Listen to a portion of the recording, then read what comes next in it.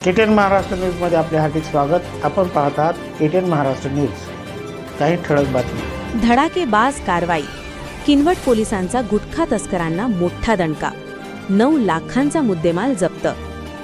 नांदेड जिल्ह्यात अवैध धंद्यांविरुद्ध पोलिसांनी आता सळोकी पळो करून सोडली आहे।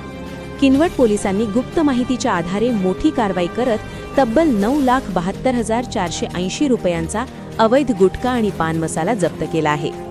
पोलिसांच्या या सिंघम स्टाईल कारवाईमुळे तंबाखू माफियांचे धाबे दणाणले आहेत। नेमकी कारवाई काय? पोलीस अधीक्षकांच्या विशेष पथकाला धानोरा परिसरात अवैध साठ्याची कुणकुण लागली होती। त्यानुसार पोलिसांनी सापळा रचून संशयित वाहनाची झडती घेतली।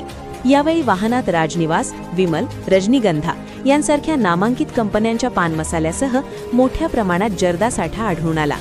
पोलिसांनी केवळ गुटखाच नाही तर तस्करीसाठी वापरले जाणारे वाहनही जप्त केले आहे।